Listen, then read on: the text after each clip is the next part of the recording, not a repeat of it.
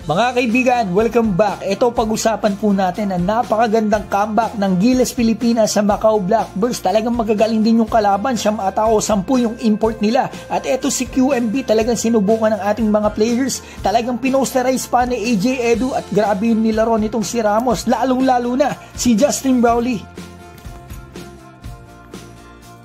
So eto na mga kaibigan, napakagandang bakbakan po ng Gilas Pilipinas dito sa Macau Blackbirds. So masasabi ko dapat hindi na itong Macau Blackbirds, dapat dito ay American Blackbirds na o import Blackbirds mga kaibigan. Puro imports po kasi 7 o 10 kasama si QMB, yan tumira siya ng 3. So eto makikita natin dito, Justin Brownlee binawian si QMB, binali pa sa ere mga kaibigan. Talagang magaling na import to mga kaibigan. Talagang masasabi kong GOAT import natin. Ito kagagaling lang ng Amerika, tumiragad ng 3 KQ mga kaibigan. So ito, fade away dito kay Justin Brownlee. Maraming magagaling na import, sila Bates.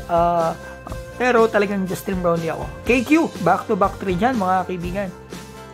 Sino to? Si Scotty Thompson mga kaibigan. Natutuwa ako, maganda yung pinakita niya dito. So ito makikita natin si KQ, 3 thrust pala dito mga kaibigan sa first quarter, 9 points agad yun. So ito si RJ yon, ito si JB na naman mga kaibigan. Kung hindi po ako nagkakamali, 32 points si JB, 9 out of 13 ata sa field. Wala tayong nakuha official stats, nakita ko lang kanina. Grabe si AJ Edu, nag-step up mga kaibigan, nakakatawa ang ating big man kasi wala po si si Junmar Pardo at ito si Kai Soto. Wala, nanonood sila, nandun sila mga kaibigan, nakikita natin. Ito makikita rin natin talaga yung init ng opensa, yung talent talaga ng Macau Blackbirds kasi puro import nga, mga magagaling din talaga mga kaibigan. Grabe yung mga shooting nila at may mga galaw talaga, ang ganda rin ng ball movement at depensa. So ito makikita natin dito, grabe yung shooting nila, tinambakan nila tayo dito sa first half. Ito Ramos, walang foul yun, rep, sayang naman yun. So ito, Ramos na naman. Kita natin, trust dyan. Scotty Thompson, pass break dito. Ginulangan. Ito, makita natin another 2 points. Jamie Malonzo, yan, nice one. So ito, tingnan na naman natin gagawin dito ni Dwight. Kumakagat sa kanyang pig sa trust kasi akala titira siya Pero ito, sa first half, natambakan po tayo. Kita natin yung shooting ng kalaban mga kaibigan, grabe. At the same time, yung points of turnover, 0 ang Gilas, 25 points naman para sa Blackbirds. Diyan tayo tinalo sa shooting at doon nga mga kaibigan. Eto makikita natin Ramos. Eto magic bunot. Ang ganda ng pasok dito ni Perez kaya nakaabot tayo mga kaibigan. Maganda yung defense niya at the same time. Eto nagka-PC ka lang pa dito ni QMB mga kaibigan. Yan kita naman natin. Ramos na naman mga kaibigan. So eto CJ Perez, another one. Magic bunot talaga to kaya nagkaroon ng ng energy dito sa pagpasok natin sa second half. AJ Edu sumalpak. Pang ilan na ba yan? Patatlo? Paapat? Basta mga naka-apat siyang dunk dito. Yung isa poster kay QMB. Yan kita natin ang magic bunot si CJ Perez. AJ Edu pinosterize si QMB. Pareha 6'10" mga kaibigan.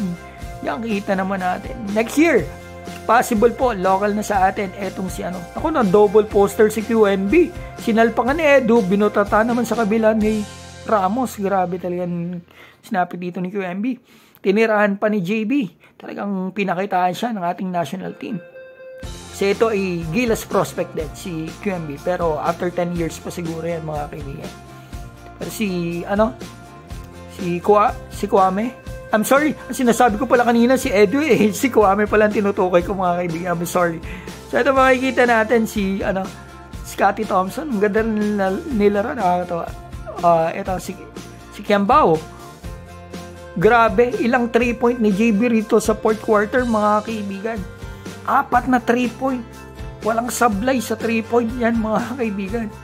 Napakatindi talaga nito si Justin Brownlee. Parang laban natin nun sa Asian Games.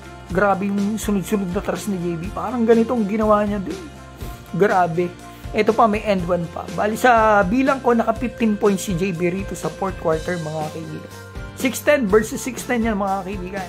AJ Edu, QMB. Yan, si Nusam tumulong dito talaga sa mga assist at the same time defense at saka yung basit. Ito, JB talaga, grabe. So ito, sumalpak na naman si AJ Edu. Hindi ko na bilang ilan po ba yung kanyang dunk, 4 o 5. Grabe yung magandang nilaro ng ating Gilas Pilipinas. Great comeback, nasubukan talaga sila dito. Hindi tayo kumalas, talagang pumalo tayo rito. Pumukpok tayo second half. Yan, lamang tayo ng 5. Kita natin, dun sa second half po talaga tayo talagang nanalo sa game ito. Napakagandang laban. Ito ang ating pambato na si Kai Soto at si Junmar Fajardo. Tatawa-tawa doon sa gilid. Kung nandiyan kami, sasalpakan namin kayo. Sigurado yan mga kaibigan. At ito mga kaibigan, masasabi ko rito sa game na ito, napakagandang comeback nito. Napakagandang game.